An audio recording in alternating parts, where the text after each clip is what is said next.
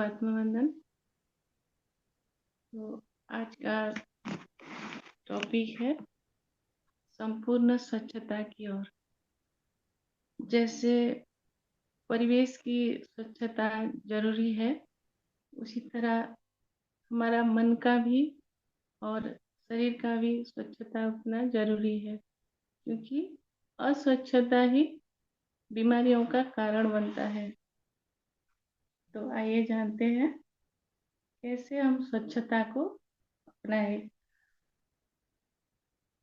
तो आज का टॉपिक है संपूर्ण स्वच्छता की ओर। सदा खुश और सदा स्वस्थ रहना है तो संपूर्ण स्वच्छता को अपनाओ। गंदगी चाहे वातावरण की हो, शारीरिक हो या मानसिक हो, दुख और बीमारियों का मूल कारण है। तो आइए जानते हैं तो कौन कौन सी स्वच्छता को हम अपनाएंगे। सबसे पहला है वातावरण की स्वच्छता। बीमारियों के कीटाणु गंदगी में ही पैदा होते हैं, इसलिए आसपास के कूड़े कचरे की सफाई करना जरूरी है। कहावत है कि वृत्ति का प्रभाव वातावरण पर पड़ता है, इसलिए बाहर की स्वच्छता के साथ साथ अंदर की दृष्टि वृत्ति को भी स्वच्छ रखना आवश्यक है। जितना हम आत्मिक वाई की दृष्टि वृत्ति को पक्का करेंगे, उतना वातावरण शक्तिशाली बनेगा। फिर आता है प्रकृति की स्वच्छता। अग्नि, जल, वायु, धरती, आकाश, प्रकृति के इन 5 तत्वों को हम जितना साफ रखेंगे, उतना हमें प्रकृति से सुख मिलेगा। प्रकृति का गुण है देना, बहुगुणा करके देना और माफ करना।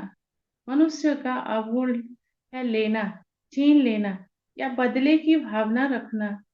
आज लाखों मनुष्यों की नकारात्मक ऊर्जा के कारण प्रकृति असंतुलित हो गई है और हमें भयंकर प्राकृतिक आपदाओं का सामना करना पड़ रहा है। इससे बचने के लिए प्रकृति के तत्वों को भी पवित्र संकल्पों का योगदान देना है। फिर आता है शारीरिक स्वच्छता। प्रतिदिन नहाना, शौच के बाद नहाना, नाखून काटना, साफ कपड़े पहनना आदि शारीरिक स्वच्छता है। साथ ही कर्मेंद्रियों द्वारा किसी को भी दुख देने वाला कर्म नहीं करना है। शरीर द्वारा दूसरों को जितना हम सुख देंगे, उतना शरीर से सुखी रहेंगे। शरीर हमारे लिए एक साधन है। फिर आता है खान पान की स्वच्छता। कहावत है, जैसा अन्न वैसा मन, जैसी पानी वैसी वाणी। मेहनत और ईमानदारी से कमाया हुआ धन से खाद्य पदार्थ खरीद कर स्वच्छता और शुद्ध भावना से पकाकर परमात्मा की याद में खाने वाले ही स्वस्थ जीवन का आनंद लेते हैं। फिर आता है मानसिक स्वच्छता। सबके प्रति दया, क्षमा भाव, निस्वार्थ स्नेह, शुभ भावना और सबके लिए सुख की कामना करने वाले ही मानसिक रूप से स्वस्थ है। निंदा, प्रशंसा, सुख दुख सभी में एक रस स्थिति में रहना ही शक्तिशाली और स्वच्छ आत्मा की निशानी है। हमारा मन किसी के प्रति घृणा, ईर्ष्या, काम, क्रोध, लोभ आदि गंदे विचारों से मुक्त रहे, नहीं तो मन में अशांति पैदा होती है। अशांत मन रोग प्रतिशोधक शक्ति को कमजोर करता है और अनेक बीमारियों को जन्म देता है।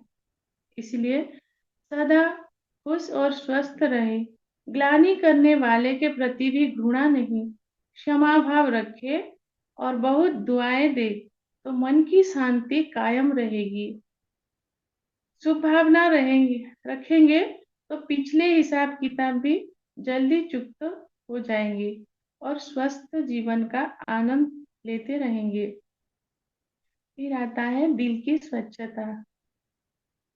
कहा गया है, सच्चे दिल पर साहब राजी, परचिंतन प्रदर्शन के बदले स्वचिंतन प्रदर्शन कर अपने अवगुणों और कमियों को निकालकर साफ दिल रखना है।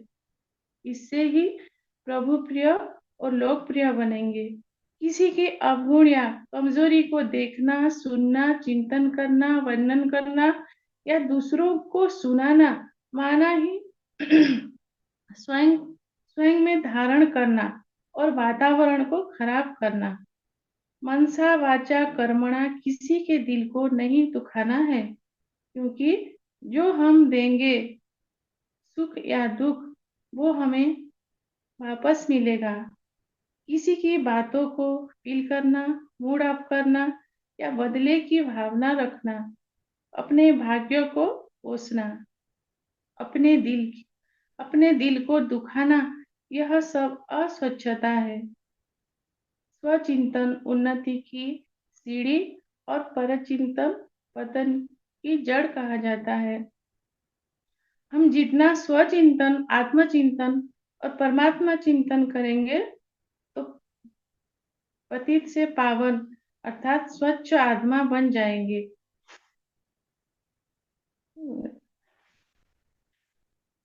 5 विकार काम क्रोध लोभ ही हमें पतित बनाते हैं और सब दुखों का मूल कारण है। तो हम पवित्र आत्मा विकारों से मुक्त होकर देवत्व को प्राप्त कर स्वर्गीय सुख का आनंद लेते हैं। तो यही है संपूर्ण संपूर्ण स्वच्छता की आधार। Thank you so much sir. Over to you.